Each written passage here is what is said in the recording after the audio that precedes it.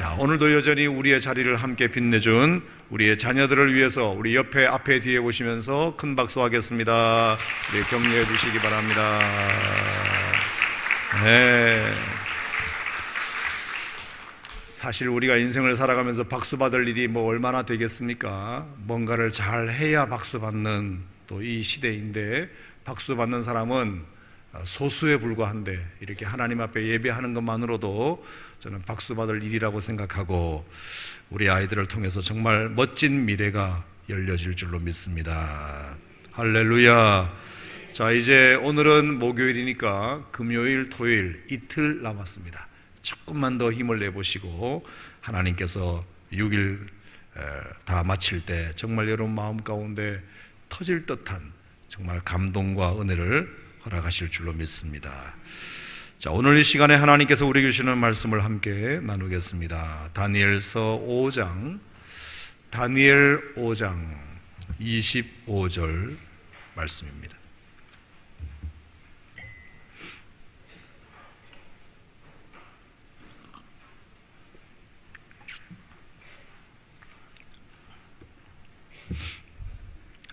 다니엘 5장 25절 말씀부터 28절까지 말씀입니다. 자, 다니엘 5장 25절에서 28절까지 말씀을 함께 봉독합니다. 시작. 기록된 글자는 이것이니 곧 메네 메네 데겔 우바르시니라. 그 글을 해석하건대 메네는 하나님이 이미 왕의 나라의 시대를 세워서 그것을 끝나게 하셨다 함이요, 데겔은 왕을 저울에 달아보니 부족함이 보였다 함이요, 베레스는 왕의 나라가 나뉘어서 메대와 바사 사람에게 준 바 되었다 함이니이다 하니. 아멘. 자, 오늘 이 시간에는 다니엘 특세 네 번째 날 말씀으로 다니엘 4장과 5장을 살펴보겠습니다. 자, 다니엘이 어떻게 그 시대를 지혜롭고 담대하게 해석해 내었는지를 오늘은 특별히 살펴보면서 별처럼 빛난 다니엘의 모습을 또 한번 배워보도록 하겠습니다. 자, 이미 우리가 지난 사흘 동안 살펴본 것처럼 느부갓네살 왕은 아수르도 물리치고 애굽도 물리치고 심지어 이제 하나님의 선민 유대 나라의 백성들까지 먹어버린 나라의 왕으로서 정말 하늘을 찌를 듯한 의기양양함이 있었지만, 자신이 포로로 잡아온 다니엘과 그 친구들을 곁에 두면서 풀이 많이 죽게 됩니다. 풀이 많이 죽게 됩니다. 애굽 나라도 이기고 아수르도 물리치고 유대 나라까지 포로로 잡아온 의기양양했던 느부갓네살 왕이 다니엘을 곁에 두기 시작하면서 풀이 많이 죽었다는 뜻입니다. 벌써 그 어느 점쟁이들도 못하는 다니엘의 꿈 해석도 들었지요. 금신상에게 절 안 했다고 풀무불에 집어넣었던 사드락과 메삭과 아벳느고의 기적도 보았지요. 그러면서 그는 점점 이방 나라의 왕이었지만 하나님에 대하여 알아가기 시작했고, 마침내 정말 제가 보기에도 제대로 된 신앙 고백도 하게 됩니다. 자, 4장으로 잠깐 가서 4장 1절부터 3절에 느부갓네살 왕의 신앙 고백이 나옵니다. 자, 이것 자체가 참 대단한 고백인데 함께 보겠습니다. 4장 1절부터 3절을 느부갓네살 왕의 신앙 고백입니다. 시작. 느부갓네살 왕은 천하에 거주하는 모든 백성들과 나라들과 각 언어를 말하는 자들에게 조서를 내리노라 원하노니 너희에게 평강이 있을지어다. 지극히 높으신 하나님이 내게 행하신 이적과 놀라운 일을 내가 알기 원하를 즐겨하노라. 참으로 크도다 그의 이적이여, 참으로 능하도다 그의 놀라운 일이여. 그의 나라는 영원한 나라요, 그의 통치는 대대에 이르리로다. 아멘. 자, 이게 다니엘의 고백이 아니라 느부갓네살 왕의 고백입니다. 이게 다 누구 덕분일까요? 누구의 영향력 때문일까요? 다니엘의 영향력 때문입니다. 결국 다니엘 한 사람이 함께 포로로 잡혀갔던 사드락과 메삭과 아벳느고에게도 영향을 주어서 풀무불 앞에서도 신상에게 절하지 않는 용기를 주었고, 한 이방 왕에게도 멋진 신앙 고백을 이끌어내고야만은 이 영향력이 너무 멋지지 않습니까? 여러분들도, 여러분의 자녀들도 이 시대에 그런 영향력 있는 인물이 되는 꿈을 꾸시기를 바랍니다. 자, 특별히 오늘 2절에 보면 지극히 높으신 하나님이라는 고백이 나옵니다. 여러분, 이 말은 다니엘서에서 다니엘이 즐겨 썼던 신앙 고백입니다. 지극히 높은 하나님, 이 말은 원래는 유일하게 이 세상에 지극히 높은 이는 자기밖에 없었습니다. 천상천하 유아독존, 지극히 높은 이는 나 느부갓네살 말고 누가 있다는 말인가, 이랬던 사람이었는데, 그 호칭을 다니엘을 통하여 알게 된 하나님에게 썼다는 것만으로도 저는 놀라운 고백이라고 생각합니다. 또 하나, 이 느부갓네살의 고백이 이전의 고백과는 좀 다른 멋진 고백이라고 생각하는 이유는 4절 이하의 말씀 때문입니다. 자, 4절부터 보면 뭐라고 느부갓네살이 말하느냐? 나 느부갓네살이 내 집에 편히 있으며 내 궁에서 평강할 때에 한 꿈을 꾸게 되었다. 자, 느부갓네살 왕이 꿈 이야기를 또 한 번 더 털어놓습니다. 자, 이번에는 묻지도 않은 자기 고백을 하게 된 것입니다. 그 꿈 역시 굉장히 나를 번민하게 하였는데, 역시 이 나라 점쟁이들을 다 불러놓고 내 꿈을 해석해 보라고 했더니 아무도 해석하지 못하여 결국 이것도 다니엘이 해석해 주었다는 이야기를 이제 하고 있습니다. 자, 그러면서 이제 10절부터 보면 내가 침상에서 나의 머릿속으로 받은 환상이 이러하니라 그러면서 자기 꿈 이야기를 솔직하게 털어놓고 있습니다. 자, 내용을 우리가 다 읽을 수 없으니까 제가 설명을 좀 드리면 이런 꿈입니다. 자, 느부갓네살 왕이 꿈에 한 나무를 보았습니다. 근데 그 나무는 높이가 얼마나 높은지 하늘의 꼭대기가 닿을 정도였을 뿐만 아니라 잎사귀가 풍성하고 열매도 많아서 온갖 짐승들이 그 나무 그늘에 앉아서 먹고 새들도 깃들 만큼 엄청난 나무를 보았습니다. 그런데 한 순찰자가 오더니 개들을 다 쫓아내어라, 나무도 베어버려라, 가지도 잘라버려라, 잎사귀도 떨어버려라, 열매도 다 떨어지게 만들어버려라, 그리고 딱 그 나무에 그루터기만 남도록 해서 7년간, 앞으로 7년간 겨우 들짐승들이나 찾게 하여라, 이런 꿈을 꾸게 된 것입니다. 아니, 높이도 하늘까지 닿았는 데다가 잎사귀도 열매도 풍성해서 새들이 찾아오는 그 나무가 하루아침에 그냥 완전히 잎사귀도 떨어지고 가지도 자르고 열매도 떨어져서 그냥 그루터기만 겨우 남아서 들짐승이나 찾아오는 그런 나무가 7년 동안 그렇게 하게 하여라, 이런 꿈을 꾼 것입니다.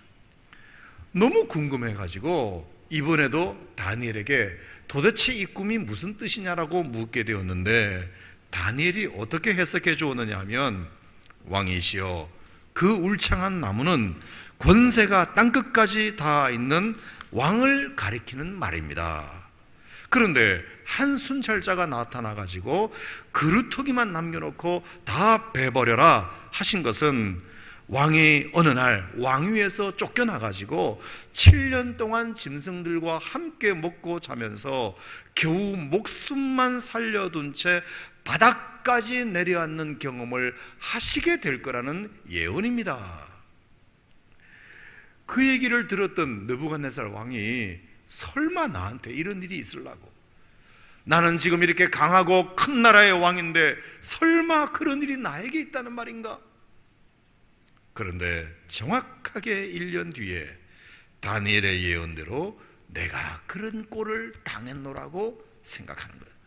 고백하는 것입니다. 자, 4장 29절 말씀으로 가보겠습니다. 4장 29절.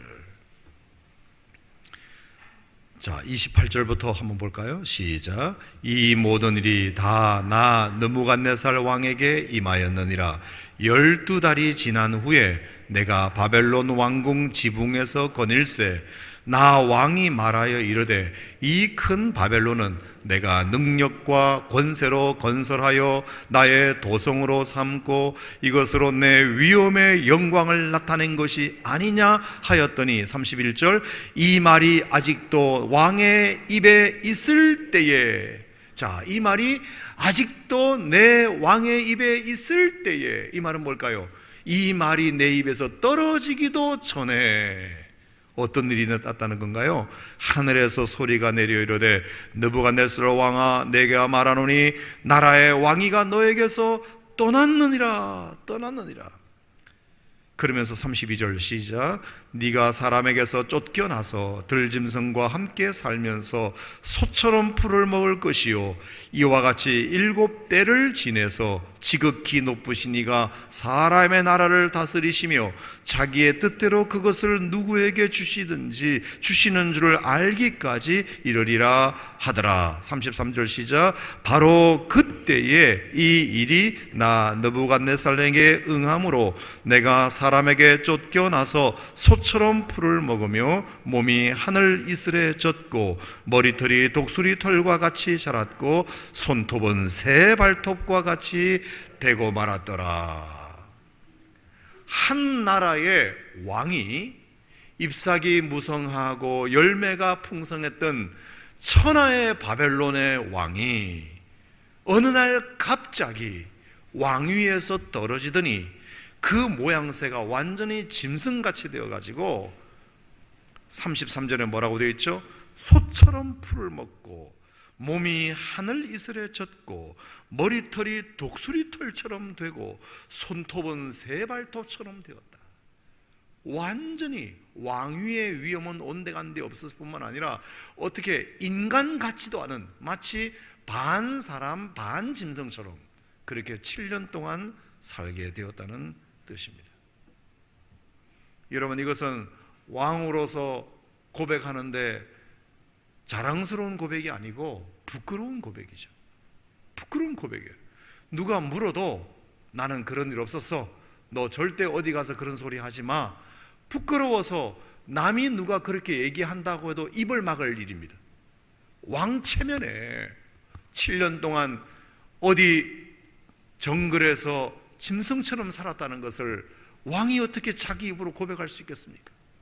그런데 오늘 왕이 4장 1절부터 3절까지 나오는 이 신앙 고백이 얼마나 진실한 고백이냐를 증명하는 것이 뭐냐면, 하나님을 진심으로 자기 하나님으로 인정하게 되니까 묻지도 않은 자기의 치부를 하나님 앞에 드러내면서 나 사실 원래 이런 사람이었어, 이렇게 말하는 것입니다. 여러분, 제대로 신앙생활에 신앙이 들어간 사람은 묻지 않아도 자기 얘기를 스스로 털어놓는 사람입니다. 내가 이렇게 부족한 사람이었다고, 나는 지금 왕관을 쓰고 있는 사람이지만 천하의 많은 사람들이 내 앞에 무릎을 꿇지만 사실 나는 7년 동안 짐승처럼 살았던 사람이었다, 나는 이렇게 부끄럽고 연약한 사람이었다는 고백을 누구에게든지 스스럼 없이 할 수 있다는 것은 신앙이 제대로 들어갔다는 증거죠. 신앙이 제대로 안 들어간 사람들은 절대로 그걸 부끄러워서 말 못합니다. 누가 얘기해도 쉬, 그런 소리에 가서 하지 마, 왜 내 체면을 깎는 일을 당신이 함부로 말해? 오히려 남의 입을 털어막을 수밖에 없습니다. 여러분, 천하의 느부갓네살 왕이 자신의 7년 동안의 부끄러운 고백을 이렇게 할 수 있다는 것은 누구 덕분일까요? 다니엘 덕분입니다. 다니엘이 정말 신앙적으로 코치를 잘 했기 때문에 한 이방 나라의 왕을 이렇게 변화시켰습니다. 할렐루야. 놀라운 일이죠. 놀라운 일이죠. 자, 이렇게 7년간의 회개 기간을 거치니까, 자, 34절 시작. 그 기한이 참에, 할렐루야, 그 기한이 찼다. 이게 중요해요. 따라합시다. 기한이 차야 한다. 기한이 차야 한다. 여러분, 7이라는 숫자는 완전수잖아요. 그러니까 기한이 찼다. 물이 이제 100도씨가 되었다. 그러면 이제 100도씨가 되면 끓기 시작하는 거죠. 끓기 시작하는 거죠. 여러분, 사람은 기한이 차야 됩니다. 기한이 차야 돼요.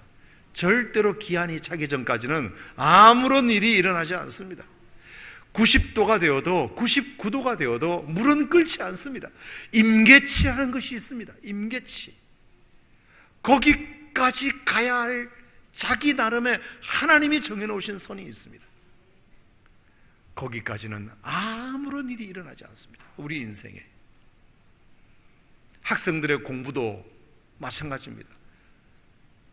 어느 정도 차야 될 때가 있습니다. 제가 고등학교 3학년 때 학력고사, 지금 수능을 준비할 때 워낙 고등학교 1학년, 2학년 때 교회 생활하느라고 공부를 안 해가지고 고등학교 3학년 1학기가 되어서부터 시작하려고 하니 정말 실력이 안 자라더라고요.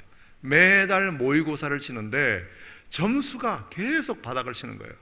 정말 그 어느 때보다도 공부를 하는데도 계속 바닥을 치는 거예요. 1학기 마지막 모의고사 때도 여전히 가망성이 없어 보였어요. 하지만 고등학교 3학년 여름방학 때 그때가 마지막 기회라고 생각하고 죽을 똥 살 똥 공부했습니다. 정말 임계치에 다다를 정도로, 이 숨이 턱에 찰 정도로 그렇게 공부했습니다. 그랬더니 2학기 개학하여 9월달 첫 모의고사를 치는데 1학기 마지막 모의고사와는 비교도 안 될 정도의 실력이 확 모의고사에서 드러나더라고요. 사람이 뭐가 차야 되는구나. 이게 차지 않으면 그냥 조금 해가지고 어느 정도 나타날 때가 됐는데 그래가지고 될 일이 아닙니다. 신앙도 마찬가지고 공부도 마찬가지고 인생도 마찬가지고 기한이 차야 할 줄로 믿습니다. 그때까지는 죽으라고 해야 됩니다. 하나님이 낮추시면 아무 소리 하지 말고 그냥 엎드려 있어야 됩니다. 자꾸 고개를 디밀고 때가 안 됐나? 때가 안 됐나? 여러분, 옛날에 우리 어머니가 술빵을 만들 때도 그랬습니다. 저녁에 반죽해가지고 아랫목에다가 뚜껑 덮어가지고 새벽에 그렇게 빵 굽기 위해서, 그러면 저는 아침에 빵을 먹고 싶어가지고 계속해서 뚜껑 열어보고 왜 안 부풀어 오르나? 왜 안 부풀어? 얼마나 뚜껑을 자주 열어봤는지 모르겠어요. 가만히 있어라. 그러다가 잠이 들었는데 아침에 보니까 어머니가 빵을 해놓으신 거예요. 벌써 해놓으신 거예요. 모든 게 다 그래요. 기한이 차야 돼요. 기한이. 아멘. 기한에 찰 때까지는 여러분이 하셔야 됩니다. 어쩔 수 없습니다. 여러분, 유명한 연예인들도 다 마찬가지입니다. 언더그라운드의 시대가 있습니다. 저 대학로에서, 저 이름 모를 지하 극장에서 열심히 자기 실력을 갖고 닦을 시대가 있습니다. 그러다가 어느 날 갑자기 음지에서 양지로 나오는 거예요. 느부갓네살 왕에게는 7년간의 짐승처럼 살던 시대가 있었습니다. 6년 가지고도 안 됩니다. 6년 반 가지고도 안 됩니다. 7년이 차야 합니다. 하나님이 정해놓으신 기간이 있습니다. 그랬더니 어떻게 되었을까요? 자, 36절 시작. 그때에 내 총명이 내게로 돌아왔고 또 내 나라의 영광에 대해서도 내 위엄과 광명이 내게로 돌아왔고 또 나의 모사들과 관원들이 내게 찾아오니 내가 내 나라에서 다시 세움을 받고 또 지극한 위세가 내게 더하였느니라. 할렐루야. 그랬더니 이제 이것은 하나님의 은혜인 줄 알고 느부갓네살의 고백을 마지막으로 들어보겠습니다. 37절 시작. 그러므로 지금 나 느부갓네살은 하늘의 왕을 찬양하며 칭송하며 경배하노니 그의 일이 다 진실하고 그의 행하심이 의로우심으로 교만하게 행하는 자를 그가 능히 낮추심이라. 내가 그동안 너무 교만했었다. 그동안 내가 너무 교만했다고. 아수르도 잡아먹었지, 애굽도 이겼지, 유대나라도 포로로 잡아왔지. 정말 의기양양했던 나를 다니엘을 만남으로, 하나님을 만남으로 내 교만이 완전히 낮아져서 이제는 정말 내가 사람같이 되었다. 7년 동안 하나님이 나를 엄청나게 낮추셨다. 나의 교만이 이제는 완전히 사라지고 하나님이 나를 이제 세우셨다. 할렐루야. 이것이 다니엘이 결정적으로 느부갓네살 왕에게 행했던 영향력의 열매인 것입니다. 결국 나의 교만이 문제였다. 여러분, 하나님 앞에서 나를 완전히 낮추는 이 겸손이 결국에 우리를 회복시키실 줄로 믿습니다. 겸손이 회복시키는 겁니다. 다른 게 아니라 교만은 망하게 하는 것이고요, 겸손은 회복시킨다. 시작. 교만은 망하게 하시고 겸손은 회복시킨다. 이것은 성경에 나오는 핵심 주제입니다. 겸손하면 회복시키시고 교만하면 망하게 하는 것입니다. 자, 5장에 나와 있는 벨사살 왕 이야기도 마찬가지입니다. 자, 5장 1절 벨사살 왕 이야기를 봅시다. 시작. 벨사살 왕이 그의 귀족 1000명을 위하여 큰 잔치를 베풀고 그 1000명 앞에서 술을 마시니라. 자, 이 벨사살 왕은 바벨론의 마지막 왕입니다. 이제 몇 대가 훅 지나가고 마지막 왕인데, 이 마지막 왕의 꼬라지를 한번 보시기 바랍니다. 귀족 1000명을 배설해 놓고 불러다 놓고 1000명 앞에서 그들과 함께 술을 마시고 있습니다.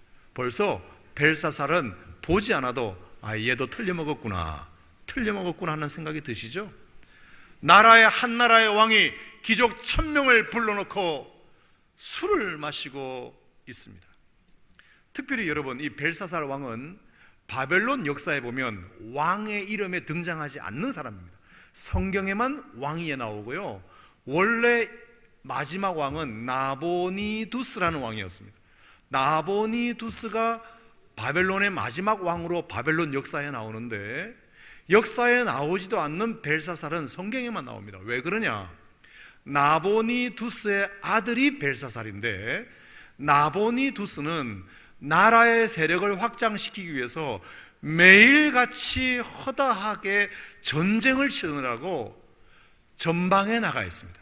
왕이 직접 전쟁을 지휘하느라고 전방에 돌아다니다 보니까 내치, 그러니까 나라 일을 다스릴 시간이 없는 것입니다. 그래서 이 나보니두스 아버지가 아들 벨사살에게, 아들아, 이 아비는 전쟁 치르느라고 지금 국가를 돌볼 겨를이 없으니 네가 왕은 아니지만 나 대신 좀 나라를 잘 다스리고 있어라. 알았지? 나라를 좀 다스리고 있어라.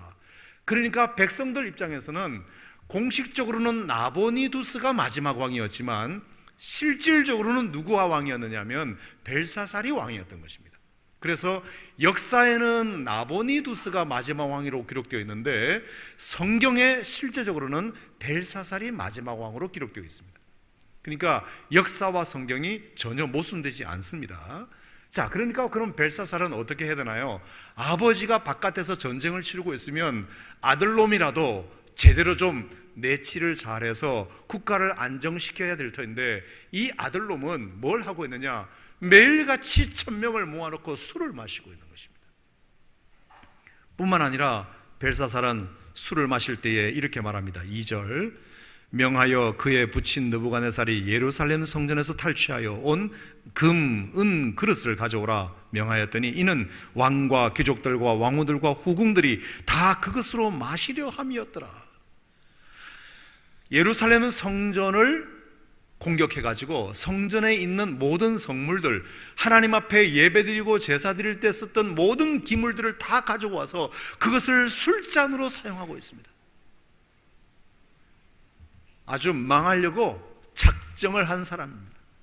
1000명과 함께 아버지는 전쟁에서 고생하고 있는데, 나라를 확장시키기 위하여 애쓰고 있는데 아들놈이 돼가지고 술이나 퍼마시고 있고, 심지어 예루살렘 성전에서 가져온 그 기물들을, 하나님 앞에 예배했던 기물들을 술잔으로 쓰고 있습니다. 야, 맛있지 않냐? 야, 이거 여호와께 제사 드리면서 썼던 그릇이래. 야, 이것에 술 마시면 더 맛있겠지? 더 맛있겠지? 아주 보란듯이 여호와가 되수냐 하나님이 되수냐, 이렇게 하나님의 나라도 망해서 우리의 술잔밖에 안 되는 허허허 그렇지 않냐? 그러면 나머지 1000명들이 예 그렇습니다 하고,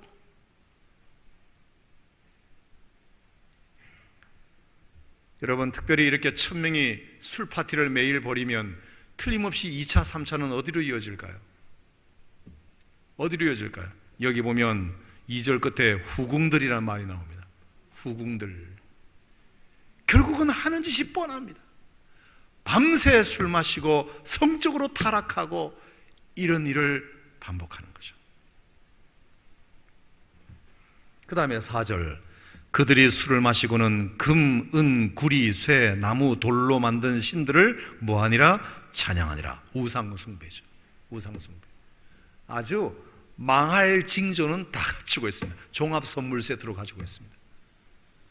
아버지는 열심히 지금 나가서 전쟁 중인데, 쉽게 말하면 아버지는 열심히 애새끼들 먹이 살리려고 돈을 버는데 자식 새끼는 집안에서 엉뚱한 짓을 하고 있는 것입니다. 그러니까 바깥으로 벌고 안으로 새는 꼴입니다. 이게 바깥으로 버는데 안으로 새는 집안입니다. 신앙적으로 타락했지요. 성적으로 타락했지요. 술에 쩌들었지요. 우상 숭배하지요. 하나님이 가만두시겠습니까? 그래서 잔치 한가운데에 이런 일이 일어납니다. 자, 5절 시작.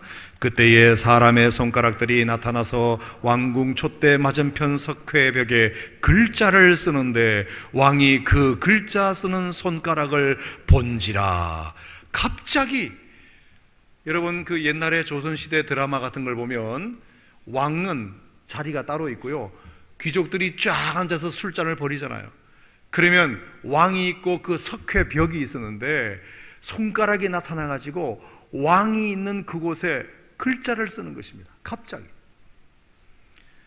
그 글자가 무슨 글자였는지 모르겠지만, 자, 벨사살 왕의 반응을 한번 보겠습니다. 6절 시작. 이에 왕의 즐기던 얼굴빛이 변하고 그 생각이 번민하여 넓적 다리 마디가 녹는 듯하고 그의 무릎이 서로 부딪힌지라. 무릎이 부딪혔다는 말이 뭘까요, 여러분? 달달달달달달달달 떨었다는 것입니다. 갑자기 분위기가 싸해지면서 난데없이 글자를 벽면했으니까 왕이 술맛이 떨어졌을 뿐만 아니라 너무 걱정스럽고 두렵스러워서 양쪽 무릎이 달달달달달달 부딪힐 정도로 그렇게 바뀌었습니다. 도대체 그 내용이 무엇이었길래 그런가? 그게 바로 오늘 본문에 읽었던 메네 데겔 우바르신이라는 글자였습니다. 도대체 이것이 무슨 글자이고 무슨 의미인지 몰라서 왕비가 얘기합니다. 왕이시여, 다니엘을 불러다가 저거 해석하게 합시다. 다니엘밖에 저것을 해석할 사람이 없습니다. 그래서 다니엘을 불러다가 저 글자가 무슨 글자인지 좀 빨리 해석해라, 그렇게 말하죠. 자, 25절 보겠습니다. 25절.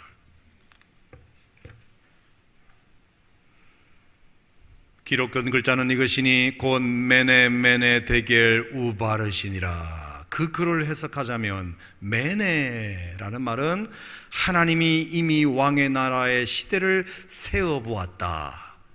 자, 메네, 세어보다. 따라합시다. 세어보다. 메네니까 세어보고 또 세어보다, 이런 뜻입니다. 세어보고 또 세어보다. 이게 하나님이 카운트하셨다, 이런 뜻입니다. 하나님이 지켜보고 계셨다. 또 지켜보고 또 지켜보고 또 지켜보고 계셨다. 하나님이 이제 심판의 카운트를 하고 계셨다. 만약에 하나 둘 셋 하고 심판을 한다면 하나님이 이렇게 하신 거죠. 너 셋 셀 때까지 네가 그 교만을 벗어버리지 않으면 너는 이제 심판당할 거야. 하나, 둘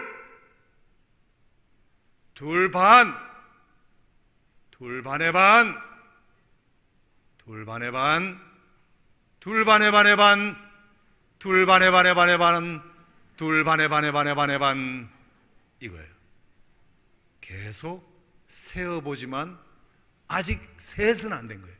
셋은 안 되고 계속해서 세어보고 있다. 이제 곧 하나님이 셋 하면 너는 끝나는 거야. 셋 하면 끝나. 마지막에 마지막까지 온 것입니다. 데겔이라는 말은 저울에 달아보다, 저울에 달아봤다. 하나님의 저울에 딱 올려놓는 거죠. 여러분, 하나님의 저울에 올라가면 우리가 하나님 앞에 행했던 헌신의 무게는 몇 킬로그램 나갈 것이며 우리의 죄의 무게는 몇 킬로 정도 나갈까요? 제 생각에는 하나님의 저울에 우리가 올라가는 순간 내가 하나님 앞에 얼마나 신앙생활을 잘 했는지에 대해서는 생각보다 가벼울 것 같고, 우리가 하나님 앞에 얼마나 잘못 살았는가에 대해서는 생각보다 무게가 많이 나갈 것 같습니다. 어느 누가 하나님의 저울에 올라가서 내 죄의 무게가 가벼울 수 있으며 내 헌신의 무게가 이 정도면 됐지 말할 수 있겠습니까? 어느 누구도 자신이 없지 않습니까? 우바르신, 바르신이라는 말은 베레스의 복수형입니다. 베레스는 단수고 바르신은 복수입니다. 우는 그래서, 바르신은 나누기로 했다. 나누기로 했다. 그러니까 내가 너를 지금까지 지켜보았는데, 세어보고 왔는데, 저울에 달아보기도 했는데 너는 부족하니 그래서 너희 나라를 두 쪽 내기로 했다. 이게 메네 데겔 우바르신입니다. 여러분, 어떻게 되었나요? 결국에 BC 539년에 바벨론 나라는 메대 나라와 바사 나라로 두 동강 나게 됩니다.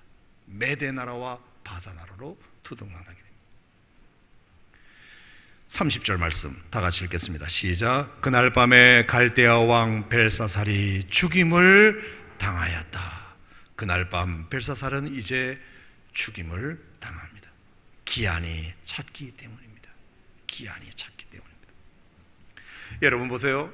4장에서는 느부갓네살 왕이 7년의 기한이 찼을 때 그 회개의 기간, 겸손의 기간, 자숙의 기간, 자성의 기간을 보냈을 때 하나님이 그 느부갓네살 왕을 다시 회복시키셔서 왕위를 다시 회복시키시고 그의 권세를 회복시키시고, 이 권세가 회복된 것은 전적으로 하나님의 은혜인 줄로 알고 하늘의 하나님을 찬양한 것으로 4장이 끝났다면 5장 벨사살 왕은 하나님의 심판의 기한이 차서 하나, 둘 반, 둘 반의 반, 둘 반의 반의 반, 둘 반의 반의 반 계속해서 미루다가 결국 하나님이 메네 데겔 달아보고 세어보니까 이제 너는 안 되겠다. 기한이 차서 결국 너를 심판해야 되겠다. 벨사살 왕이 그날 잔치하는 그날 죽임을 당합니다. 무슨 생각이 나세요? 누가복음 12장이 생각나지 않으세요? 한 부자가 소출이 많아가지고, 야, 너무 많은 소출이 있는데 내가 큰 창고를 짓고 여러 해 물건을 많이 쌓아뒀으니 이제 먹고 즐길 일만 남았구나. 그랬을 때 하나님이 하늘에서 음성이 들리기를, 어리석은 자야, 너의 영혼을 내가 오늘 밤 찾으러 가면 너의 목숨이 누구 것이 되겠느냐. 어리석은 자가 너의 영혼을 내가 오늘 밤 찾을 것이다. 4장과 5장은 극명한 비교입니다. 7년 동안 짐승처럼 자숙의 기간을 보내고 겸손한 세월을 보냈던 느부갓네살 왕은 기한이 참에 하나님께서 그를 새롭게 하시고 그의 왕위를 다시 새롭게 해주셨지만, 벨사살 왕은 죄악의 기한이 이제 찰대로 차서, 심판의 기한이 찰대로 차서 더 이상 하나님이 참을 수 없는 시대가 되어서 너의 나라를 망하게 하고 너의 목숨도 내가 가져가야 되겠다. 이것이 다니엘이 두 해석해 준 결과였습니다. 느부갓네살에게도 그런 해석을 해 주었고 벨사살에게도 그런 해석을 해 주었습니다. 여러분, 오늘 이 시대에도 이 두 가지 기한은 우리에게도 존재합니다. 아멘. 우리에게도 이 두 기한은 존재합니다. 하나님 앞에 겸손하게 자신을 낮추어서 엎드려서 하나님, 내가 잘못했습니다. 제가 틀렸습니다. 제가 교만했습니다. 내가 옳지 않았습니다. 정말 짐승처럼 하나님 앞에 내가 각오하고 자숙의 기간을 보내고 겸손의 기간을 보내고, 그것이 차면 하나님이 높여주시겠지만, 반대로 계속해서 이러면 안 되는데, 이러면 안 되는데, 내가 지금 술 마시면 안 되는데. 장경동 목사님 설교를 듣다 보니까 그런 얘기가 나옵니다. 사람은 어떤 사고가 터지기 전에 미리 예견을 한대요. 누가 예견하느냐? 자기가 예견을 한대. 술 마시면서 이거 이러면 안 되는데, 이러면 안 되는데 하면서 마신대요. 그게 예언이래요. 그게 예고래요. 그게 경고래요. 남이 얘기하기 전에 자기가 안 돼요. 자기가 안 돼요. 내가 자꾸 예배 빠지면 안 되는데, 예배 빠지면 안 되는데, 11조 자꾸 떼먹으면 안 되는데, 떼먹으면 안 되는데, 이런 거. 하나님이 언젠가 뭔가 한번 하실 것 같은데, 그러면서도 그 몇 번의 습관 때문에 나서지를 못하는 거예요. 계속 불안해요. 계속 불안한 세월을 이어가요. 그러다가 한 방 터지는 거예요. 그러면 하나님이 경고하실 때, 내 마음에 그런 생각이 들 때 그랬어야 되는데, 사람은 너무너무 어리석기 때문에 그걸 못하는 거예요. 자기가 알아요. 내가 이러면 안 된다는 걸 알아. 그러면서 사람은 못 돼가지고 계속 그것을 하고 있는 자기 모습을 보고 있는 거예요.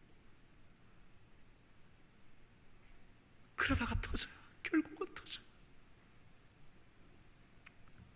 그게 몸으로 터지든지, 사업으로 터지든지, 가정으로 터지든지, 가장 약한 부분이 터지게 돼 있죠. 터지게 되죠. 여러분, 다니엘의 이 두 해석을 어떻게 생각하십니까? 저는 이 시대도 맞다고 생각합니다. 사랑하는 성도 여러분, 지금 힘든 세월을 보내고 계십니까? 마치 짐승처럼 살고 계십니까?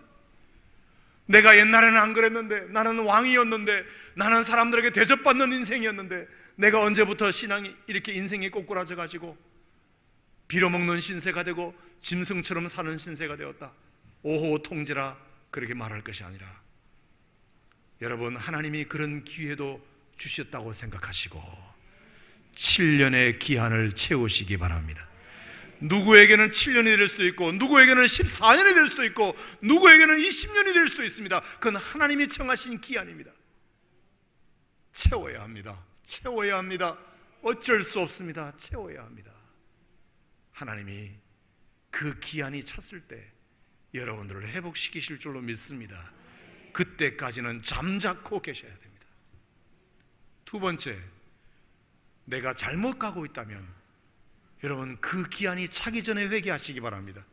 내가 지금 신앙생활을 똑바로 안 하고 있다면, 내가 하나님 앞에 뭔가 지금 깨림직한 것이 있다면, 여러분, 그것은 기한이 찰 때까지 기다릴 일이 아닙니다. 기한이 차기까지 기다리면 안 됩니다. 큰일 납니다. 큰일 납니다. 그건 기한이 차기 전에 회개해야 합니다.